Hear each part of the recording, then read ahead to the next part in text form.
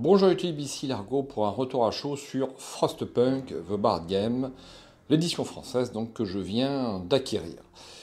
C'est un jeu de société adapté d'un jeu vidéo, bien connu et qui a eu son succès. Je crois même que le 2 est sorti ou va sortir, quelque chose comme ça.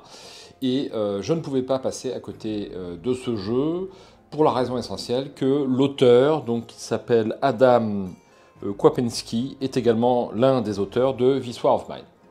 Donc j'ai beaucoup apprécié This War of Mine, je ne suis pas le seul, c'est un jeu dont la réputation n'est plus à faire et dont la qualité est actuellement incontestée. Donc est-ce qu'ils ont réédité le même exploit avec Frostpunk? C'est la question à laquelle je vais tenter de répondre juste après le générique.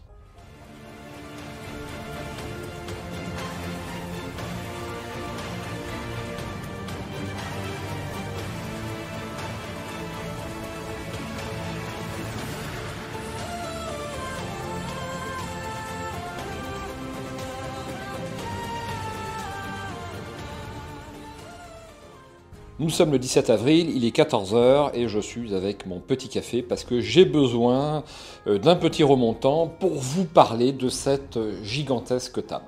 Donc, j'ai pas une petêtre table, mais Frostpunk loge à peine sur cette table et ma foi, rien que ce fait-là va être un élément important de la question que vous vous posez. Faut-il acheter Frostpunk The Board Game? Donc je vous dis tout de suite que la réponse ne sera ni toute grise, enfin ne sera ni toute blanche, ni toute noire. Donc elle sera un petit peu grise. C'est un petit peu comme For Against the Ténèbres. Eh bien voilà, c'est ni tout noir, ni tout blanc. Donc, par où commencer? Eh bien, peut-être par prendre un petit café. Si vous m'y autorisez, vous pouvez faire avance rapide si vous le souhaitez. C'est chiant, hein? Bah oui, je sais, mais je prends mes aises, moi aussi, en vidéo, je suis désolé. Alors, revenons dans le vif du sujet. La table qui vous est présentée ici comporte deux extensions. Donc, l'extension Frostlander, qui vient rajouter quelques cartes dans le paquet technologie, dans le paquet loi, et puis peut-être même dans le paquet ouvrier, à vérifier. Et puis nous avons donc ici l'extension miniature expansion, donc c'est ce qui est juste en dessous ici. On va en parler un petit peu. Voilà ce qu'il y a sur cette table. Alors, par où commencer? Frostpunk est un jeu de survie, hein, dans un monde post-apocalyptique. La civilisation a disparu, le dernier îlot de civilisation, eh bien c'est vous qui vous établissez autour de ce magnifique, il est pas mal, magnifique générateur qui est l'élément essentiel du jeu, à savoir que tout va tourner à travers la température que va générer ce générateur. Donc nous avons ici le monde, donc ici c'est octogonal, mais certains scénarios vont avoir une autre forme, hein, c'est pas forcément octogonal. On va venir déneiger des hexagones, on va venir construire des bâtiments, on va venir collecter des ressources. Donc nous avons du charbon, des sapins et puis du bois. Donc elles sont ici, hein, comme vous pouvez le voir. Et puis ce qu'ils appellent des noyaux de vapeur, qui est l'une des ressources du jeu. Le jeu va se dérouler donc sur un certain nombre de tours. Donc ici nous avons le compte tour qui va également servir à rappeler certains événements spéciaux. Donc ici le gros meeple bleu, c'est une tempête qui va peut-être arriver plus vite que prévu, on ne sait pas. Nous avons ici un jeton recherche, donc une fois que le compte tour, ceci va arriver là-dessus, eh bien nous allons découvrir une nouvelle technologie. Je vous fais un gros plan sur les technologies, par exemple, eh bien, phase météo, gagner une nourriture supplémentaire par lot de 2 icônes de chasse, donc eh bien, vous améliorez votre capacité à chasser. Donc les cabanes de chasse, pendant que j'y suis, je vous en montre une. Donc voici une cabane de chasse.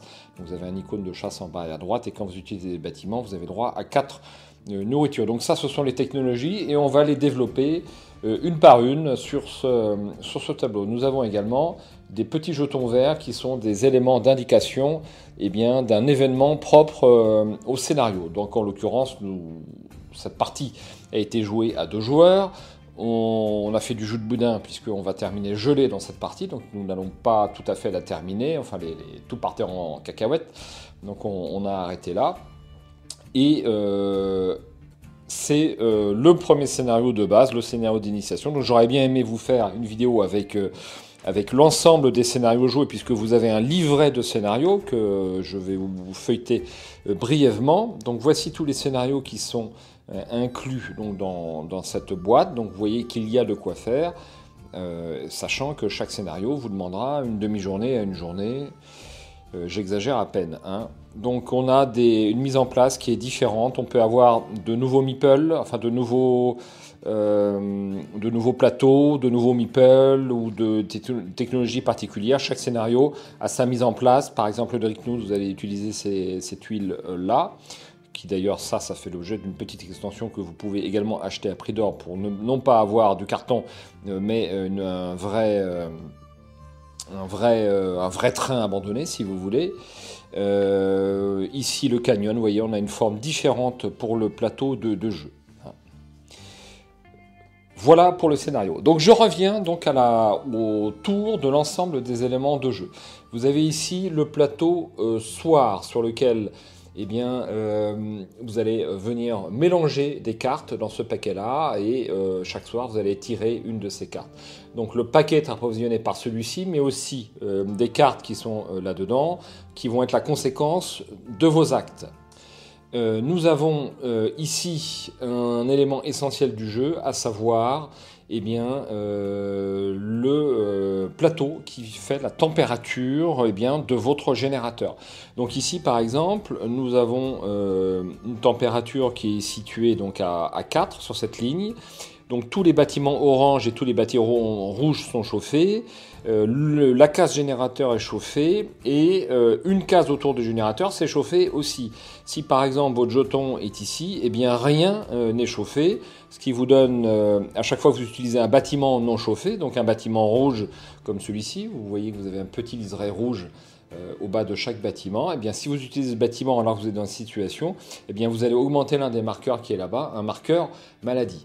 Ce jeu est un pur jeu de gestion. Ne vous attendez pas à un livret d'aventure comme dans This War of Mine. Vous avez quelques éléments de narration et immersifs, comme les technologies, les lois, on va y venir, et puis les cartes soir, et puis les cartes matin, c'est vrai, mais ça ne suffit pas à faire du narratif. C'est-à-dire que l'ensemble de ces cartes vont vous permettre d'améliorer tel ou tel bâtiment, vont vous permettre de modifier selon certaines façons certains des curseurs qui sont là-bas ou qui sont ici, mais on n'a pas du tout de gameplay narratif. Et pour moi, ça, c'est une grande déception. J'aurais bien aimé avoir un livret d'aventure un peu plus développé que ces paquets de cartes dans Frostpunk. Donc ça, c'est un premier point faible important en ce qui me concerne. Donc j'en reviens à mon plateau de température. Donc vous avez ici la température extérieure qui va passer son temps. Alors elle augmente ici sur ce plateau, mais en fait elle descend. Si vous voulez, plus c'est haut et plus il fait froid. Donc au fur et à mesure que vous avez un écart entre votre température et le jeton froid qui est ici, tous les types d'ouvriers qui sont ici vont avoir une chance, vont prendre de la maladie. Donc ici, vous avez l'icône spécialiste, vous avez l'icône enfant et vous avez l'icône ouvrier. Là-bas, vous avez un petit jeton avec une... alors là, ils sont sur le côté tête de mort, mais voilà. Donc sur le côté tête de mort, ça veut dire qu'ils sont très gravement malades. Donc sinon, vous avez de ce côté-là un petit jeton seringue, et quand la maladie arrive passe cette ligne, vous allez avoir l'effet négatif ici qui va être de retourner ce jeton, et ça symbolise le fait que l'un de vos meeples va tomber malade. Donc les jetons verts, c'est des enfants, des ouvriers et des spécialistes. Donc là, on a déjà un ouvrier très malade et déjà un spécialiste très très malade. Donc ce qui va vous amener à mettre des jetons épuisés dans votre réserve de meeple. Alors ça vous paraît peut-être un peu confus, un peu lourd, mais le jeu est lourd. Donc je ne peux pas simplifier ce jeu alors que les auteurs n'ont pas réussi à le simplifier plus. C'est du touffu, c'est du costaud. Je suis habitué à la lecture des règles, mais je dois avouer que celle-ci m'a fait un peu peur. On va y venir. Voici le matériel. Il y a de quoi faire. Il y a de quoi faire. C'est monstrueux, c'est absolument monstrueux. la mise en place pour donc le premier scénario de base. Donc ça déroule toutes les phases. Donc toutes les phases, eh ben, elles sont ici. Vous avez ici le détail de toutes les phases. Donc la phase aube, la phase matin, la phase générateur, la phase météo, la phase préparation, la phase action qui est quand même la phase essentielle puisque c'est là que vos meeples vont travailler. La phase soir, la phase fin et enfin c'est caché, la phase nuit. Voilà. Donc il y a tout ça à faire. Vos premiers tours de jeu seront assez difficiles. Sachez-le, quelles que soient vos compétences, vraiment ça va être dur. Alors après c'est plus fluide. Une fois que vous avez fait quelques tours de jeu, franchement ça commence à s'enchaîner et le jeu est relativement rapide. Je dis bien relativement fluide. Au niveau de la mise en place de ce jeu, si c'est votre première mise en place, c'est 1h30. Si vous êtes vraiment rompu à la mise en place, vous ne pouvez pas descendre en dessous d'une demi-heure pour la mise en place de ce jeu. Pour moi, c'est pas possible. Le temps de trier les différentes choses, vous ne pouvez pas descendre en dessous d'une demi-heure, c'est pas faisable. J'en reviens ici. Donc, vous avez les cartes météo, donc qui vont vous indiquer, eh bien ici, vous en tirez une par tour, eh bien la température va augmenter d'un cran ici, vous allez bouger ce truc jaune ici d'un au-dessus, donc ce qui fait que ce sera plus difficile de chauffer les bâtiments jaunes, les bâtiments orange ne bougent pas et les bâtiments rouges ne bougent pas, vous voyez, ça va circuler, et en fonction de ces trois icônes, donc ça c'est pour chauffer les bâtiments et ça c'est pour chauffer une zone. Ici ça chauffe une tuile, une seule tuile, la grosse tuile qui est là. Ça chauffe un hexagone autour de cette grosse tuile. Donc tous les bâtiments, quelle que soit leur couleur, quelle que soit la position de ces trois marqueurs. Et ici, eh bien, ça chauffe 2 jusqu'à 2. Donc ça chauffe tout en fait. Ça chauffe tout, ça chauffe jusqu'ici. Voilà, donc ça c'est zone et ça c'est bâtiment. Si vous êtes dans une zone chauffée, vous n'avez pas à vous préoccuper de la couleur du bâtiment, il est chauffé de toute façon. Alors vous me direz, pourquoi ne pas chauffer en permanence jusqu'au bout? Alors 1, ça consomme du charbon, et 2, plus vous allez chauffer, plus vous allez avoir un risque d'emballement de ce réacteur. Donc il y a une mécanique du jeu, lorsque par exemple votre chauffage est sur la case 4, vous allez prendre 4 charbons comme celui-ci, vous les balancez ici, et ça tombe ou ça tombe pas. Donc là, vous voyez, alors il faut être précautionneux, ils sont tous tombés. Mais normalement, ils ne tombent pas tous. Ou alors, il y en avait encore qui restaient dedans de notre partie, et puis ils sont tombés, c'est pas impossible. Donc là, j'en ai 4. Et donc, je vais venir mettre mes 4 cubes ici, comme ceci, sur la piste de pression. Et si vous arrivez en haut, ici, sur la piste de pression, eh bien, le réacteur s'emballe. Vous allez retourner ce jeton. Donc, au début, il est sur cette face-là.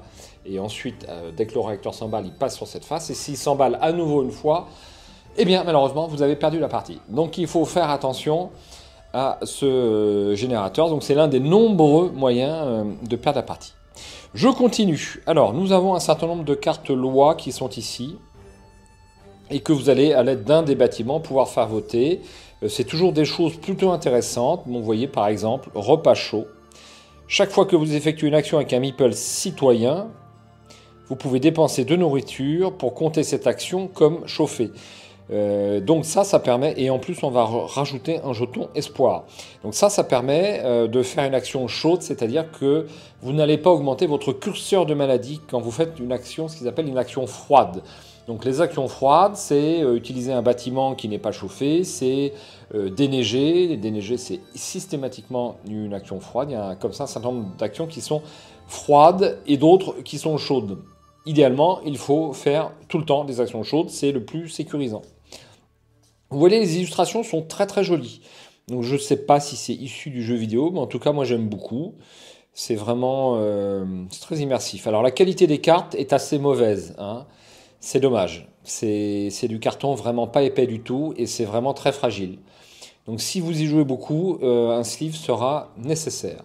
Ensuite, je continue. C'est long, hein, je sais, mais le jeu est long. Vous avez ce qu'on appelle des citoyens. Donc ces citoyens, vous allez distribuer un certain nombre de cartes à chaque joueur selon le nombre de joueurs et vous allez pouvoir les jouer au cours de la partie. Donc grosso modo, ça vous donne une action plus puissante pour le type d'ouvrier qui est ici. Donc par exemple, grâce à cette carte, je vais pouvoir faire travailler un meeple enfant, alors qu'habituellement ce n'est pas le cas.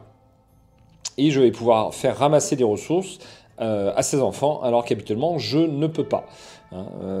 Pareil pour les spécialistes, donc les bleus, et les ouvriers, les oranges. Donc ça, ce sont les cartes ouvriers. Ensuite, nous continuons. Nous avons, là c'est une carte propre à ce scénario, nous avons la tempête qui arrive, et malheureusement, si la tempête qui est ici arrive sur votre marqueur de tour, eh bien toutes vos tentes vont être détruites, et si, vous voyez, si c'est la manche 8 ou plus, eh bien même les dortoirs vont être détruits aussi.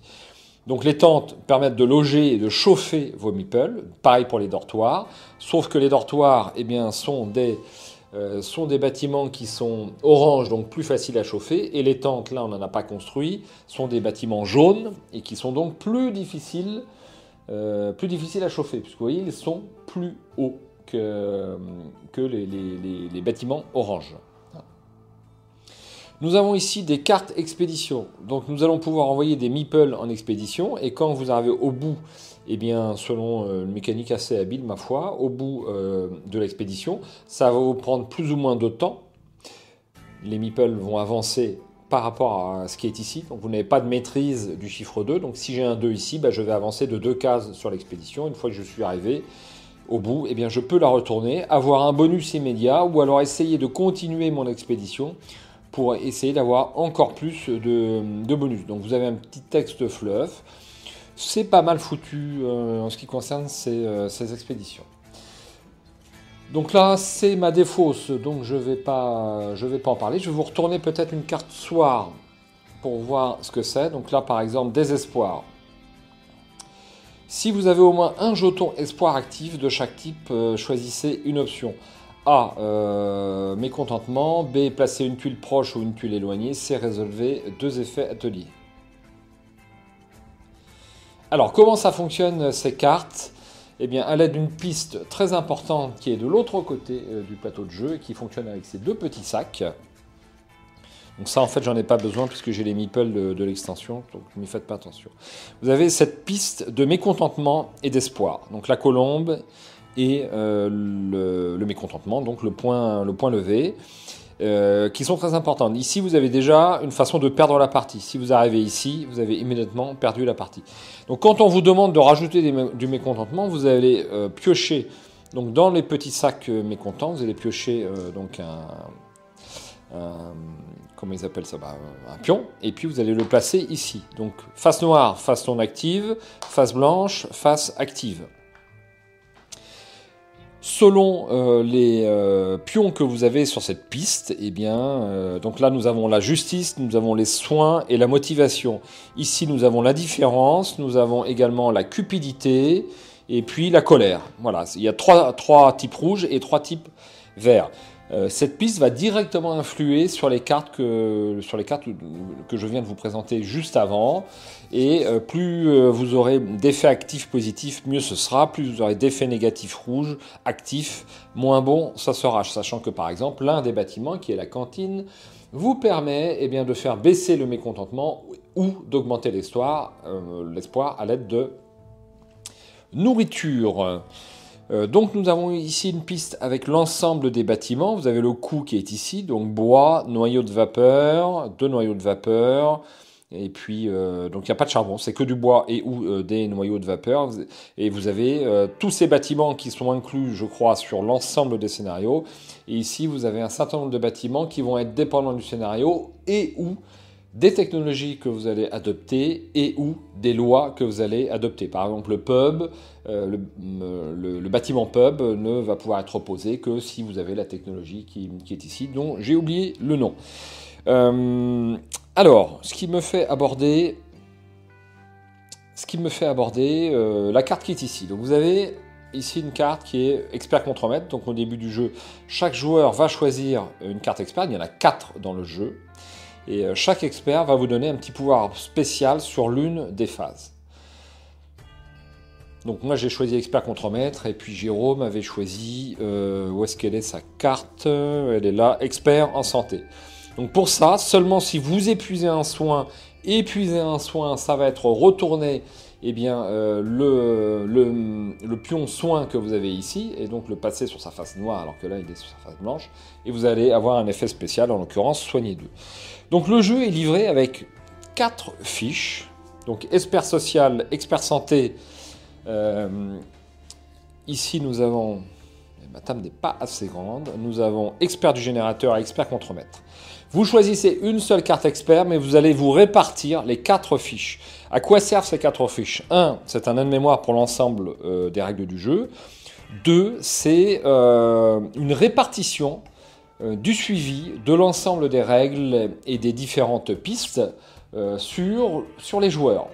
Donc moi, par exemple, avec l'expert contremaître et l'expert générateur, je vais surveiller eh bien, l'évolution de cette piste. Et puis avec l'expert contremaître, je vais surveiller la phase soir, en fait que les règles sont respectées. Donc vous avez l'ensemble des phases qui sont toutes là-dedans, et elles sont plus ou moins détaillées selon les experts dont vous avez la charge, si vous voulez. Donc par exemple, si vous regardez la phase matin de l'expert du générateur, ce n'est pas la même que la phase matin de l'expert contremaître. Ici, il est indiqué, si l'effet de la carte matin ajoute une carte à la pioche soir, trouvez la carte parmi celles dont la boîte utilisant l'idée carte soir est mélangée là dans la piste soir. Donc les pistes soir, c'est la piste qui est là-bas. Donc en fait, le joueur qui a cette fiche-là va être responsable de l'application de la bonne phase matin. Je n'ai pas trouvé ça super bien foutu pour tout vous dire. Déjà, d'une part, parce que les points de règles ou les pistes que vous devez surveiller ne sont pas encadrés sur votre fiche, en fait.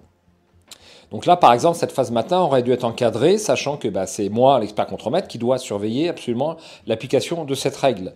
Je ne sais pas ce qu'il y a sur les 3 autres fiches, si vous voulez, et tout est à l'avenant. Si vous voulez, c'est un peu confus. Donc en fait, nous, on ne s'est pas trop occupé de ces 4 fiches. On a pris à chaque fois la notice. Et puis, on applique l'ensemble des phases, en l'occurrence, voilà, phase aube, de façon détaillée avec l'ensemble des joueurs. Donc, ils ont voulu répartir l'ensemble des règles sur les 4 joueurs. Ils s'y sont mal pris. Ce qui m'amène au point suivant, faut-il jouer à 4 ou en solo à ce jeu ? On a joué à 2. Hein. J'ai fait une partie à 2 et une partie en solo sur ce jeu. C'est rien de plus, ce qui m'a déjà pris énormément de temps. Je ne me vois pas jouer à 4 à ce jeu, alors que justement, il faudrait peut-être jouer à 4 pour que l'ensemble des compteurs et pistes qui sont sur cette table soient correctement surveillés et que chacun ait un rôle à jouer. Alors c'est vrai, vous allez vous occuper, moi en tant qu'expert générateur, je vais m'occuper de cette piste-là, mais en fait, on va s'en occuper un petit peu tous les 4 parce que tout le monde aura son mot à dire, ça va être un petit peu le bordel.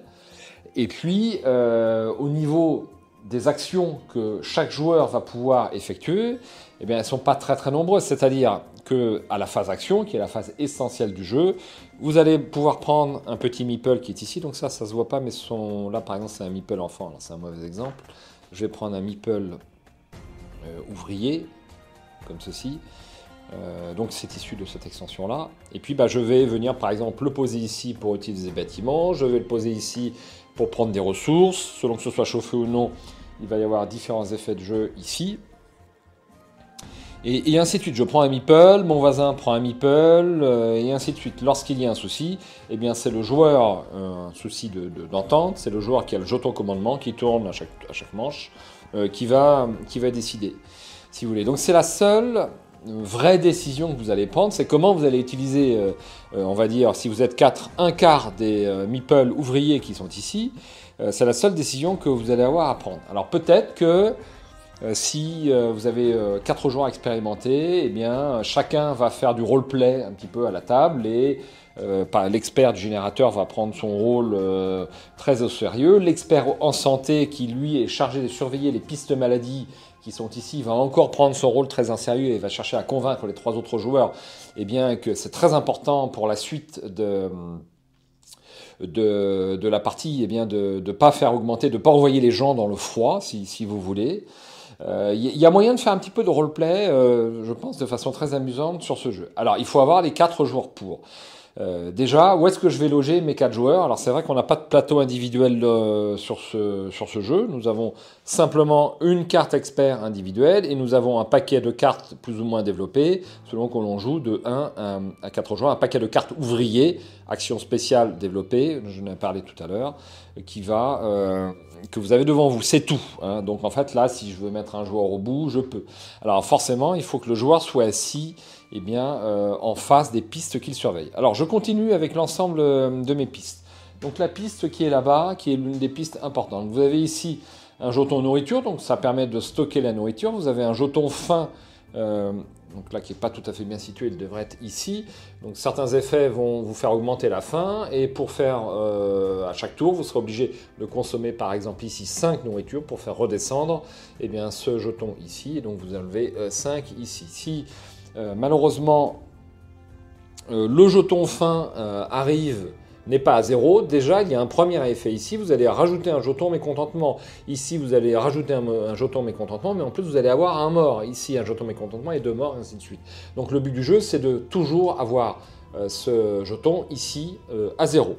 Nous avons également le nombre d'ouvriers. Donc là, il est sur 29. Ça indique que vous n'avez non pas 29 ouvriers, mais 6 ouvriers. Pour le spécialiste qui est ici, vous avez 4 spécialistes et puis vous avez 3 enfants. Donc les enfants sont plutôt des bouches inutiles à mourir. Et ici, vous avez les 3 marqueurs qui symbolisent la maladie, la bonne santé de ces 3 populations. Nous avons donc, on en a parlé, l'ensemble des bâtiments à construire. Nous avons les pistes espoir et mécontentement. Nous avons votre plateau de réserve. Donc ça stocke les cadavres. Donc ici on est sur un cadavre. Il y a certains effets de jeu qui vont être dépendants du degré d'avancement des cadavres. A noter que si vous arrivez à 10 cadavres, vous avez également perdu la partie. C'est le même icône qu'ici. Vous avez vos ressources. Donc là j'ai 2 sapins, 2 bois, 2 jetons de vapeur et 3 charbons. Et puis nous avons nos meeples ouvriers. Nos meeples ouvriers. Qui sont ici donc de cette extension, comme vous pouvez le voir. Donc ça remplace les meeples ouvriers et ça vous rajoute donc des bâtiments. Alors je suis un peu perplexe sur le fait de rajouter les bâtiments. Donc il est vrai que ça a un côté immersif. Je vais poser ça ici parce que j'ai pas de place. Un côté immersif. Donc je vous fais un gros plan sur les bâtiments peut-être, comme ceci. Alors c'est joli. Le problème c'est qu'ils se ressemblent tous. Donc pour l'instant, à chaque fois que j'ai besoin d'aller chercher un bâtiment dans la boîte, je cherche 2-3 minutes le bon bâtiment. Donc il faut pour ce faire se repérer donc, à l'image qui est ici. Alors c'est une indication, mais c'est un petit peu juste quand même. Donc il va falloir peut-être faire un liseré rouge déjà pour bien les repérer par couleur, un liseré rouge sur la base de ce bâtiment, et en plus sur la boîte, mettre un petit, avec une petite étiquette en dessous chaque bâtiment pour aller très très vite, parce que là en fait on va pas vite du tout à repérer le bâtiment. Alors quelques bâtiments uniques comme la balise qui est ici où on va très très vite effectivement, mais c'est bien les seuls. Et ils sont tous gris. Alors il y a une espèce de pré-couchage qui est pas mal, hein, c'est joli. Est-ce qu'il serait pas mieux en couleur? Alors ça va être un boulot de Romain, donc même pas je vais faire ça, ça va pas être possible. Le seul meeple que j'ai bien aimé, c'est les robots. Donc les robots ont une vraie tête de robot. Donc ils vont pouvoir vous remplacer des ouvriers. Alors que, ils sont là-bas d'ailleurs, je vais vous les montrer. Voici les meeples robots donc de la boîte d'origine. Hein. Bon, c'est pas mal non plus, hein, ça fait l'affaire, hein, c'est juste de l'esthétique. Donc cette extension-là est-elle indispensable? La réponse est non. Le principal point positif pour moi, c'est qu'il remplace les ouvriers en bois de la boîte de base. Et comme vous pouvez le constater, on peut confondre... Alors, nous, on confond un petit peu le bois et les ouvriers dans la boîte de base, ils ont la même couleur. Si on ne fait pas attention, on peut faire l'erreur. Bon, voilà, ça c'est pour la boîte, nullement indispensable. Donc vous avez ceci, là je vous les montre comme ceci, et puis vous avez ceci, donc dans cette boîte qui est miniature Expansion. Voilà, je pense qu'on a fait à peu près le tour de l'ensemble du jeu. Bon, il y a des choses dont je n'ai pas parlé. Les icônes, quand vous les explorez, vous les posez. S'il y a des ressources dessous, là il y a un bois, là il y a 2 charbons, vous les rajoutez dessus. Et à l'aide de vos meeples, vous allez pouvoir venir prendre les ressources qui sont ici. Et ainsi de suite. Construire de nouveaux bâtiments, donc construire des logements, donc les dortoirs ici. Nous avons construit des cabanes de chasse pour la nourriture. Nous avons construit un four à bois qui vous permet de transformer un bois en 5 charbons, c'est super utile. Nous avons la balise, qui est l'un des objectifs du scénario de base. Alors sur la table de jeu, c'est quand même très très joli. Mais avant de poursuivre sur cette magnifique vue, je vous propose de jeter peut-être un œil sur les cartes détaillées. De façon à ce que vous sachiez ce qu'il y a précisément donc dans cette boîte. Enfin, feuilleter le paquet de façon un peu plus détaillée. Donc on commence par le soir avec ces cartes. Donc vous voyez, il y a quand même des choix quand même importants à faire sur chaque carte, mais qui ne vont modifier que les pistes en fait. C'est ça que je reproche au jeu. Bon, on va passer son temps à manipuler des pistes qui n'est pas en soi quand même totalement palpitant. Alors, les lois, ça c'est autre chose, ça vient modifier les règles. Il n'y en a pas 12 000 non plus dans la boîte, je m'attendais un petit peu plus. Bon, nous avons le paquet matin qui est quand même relativement développé. Donc vous voyez, chaque matin, vous allez faire un choix particulier. Et selon le choix que vous faites, vous allez ajouter certaines cartes à la pioche soir. Par exemple, si vous forcez les gens à travailler ici, vous ajoutez 2 en mécontentement et vous allez rajouter la carte 14 donc à la pioche soir. Que vous n'avez pas le droit de regarder, sauf erreur. Donc certainement des conséquences négatives. Donc tout ça, c'est pas mal, mais ça vaut pas un livret d'aventure. Bon, voilà, un jeu d'enfant, bon, tout ça, c'est quand même assez varié. Bon, voilà. Et puis quand il y a la petite croix rouge, ça veut dire que l'on défausse définitivement la carte, on ne pourra pas la retrouver. Choix numéro 3, motivez-les, ajoutez la carte des 014 à la pioche soir et il faut épuiser une motivation. Bon, voilà. Tout tourne autour de la piste de mécontentement et d'espoir. C'est une piste très très importante.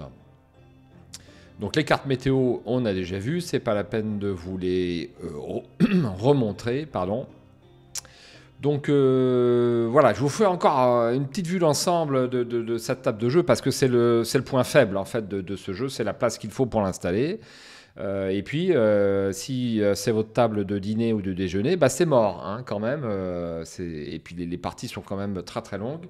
Donc jouer en 2 séances, ça peut être assez difficile. Donc moi, en plus du livret d'aventure, c'est l'autre point négatif, c'est la place qu'il faut pour installer ce jeu. Est-ce qu'il ne fallait pas laisser ce jeu à l'état de jeu vidéo ? Puisque l'informatique fait très bien ce que cherche à simuler Frostpunk Board Game. La question se pose, si je devais racheter ce jeu, est-ce que je le rachèterais ? J'en suis pas sûr. Toutes ces pistes-là qui sont en permanence à surveiller, à manipuler, est-ce que l'informatique ne le fait pas mieux que nous ? Donc ce que j'ai apprécié dans Victoire of Mine, ce sont les discussions. Je n'ai pas le sentiment qu'il y ait autant de discussions entre les joueurs sur Frostpunk Board Game que sur This War of Mine. J'ai acheté le tapis qui est pas du tout indispensable, on est bien d'accord, je le trouve même un petit peu gadget. Donc par rapport à This War of Mine, je trouve qu'il y a une alchimie qui prend un petit peu moins. Voilà, ça ne sera pas un best-seller ce jeu, ça sera un bon jeu. Mais ça ne sera pas un best-seller comme This War of Mine. Alors peut-être qu'ils vont nous rajouter des choses qui font que ça passera au cran au-dessus. Mais je le trouve trop arithmétique, trop mécanique, malgré les efforts qui ont été faits, par rapport à This War of Mine. C'est ce que je pourrais dire. C'est pour ça que j'ai laissé donc un petit pouce jaune sur la vignette au lieu de le mettre en vert. Mais d'un autre côté, c'est un bon jeu solo. C'est un bon jeu à 2 ou à 3 joueurs. Voilà, donc il a la moyenne et puis certains vont le trouver excellent et c'est tout à fait défendable. Qu'on soit clair, c'est tout à fait défendable. Ce n'est pas mon avis à moi. Alors, les bâtiments de l'extension, bon, vous voyez, se ressemblent tous, hein, donc à moins de les personnaliser.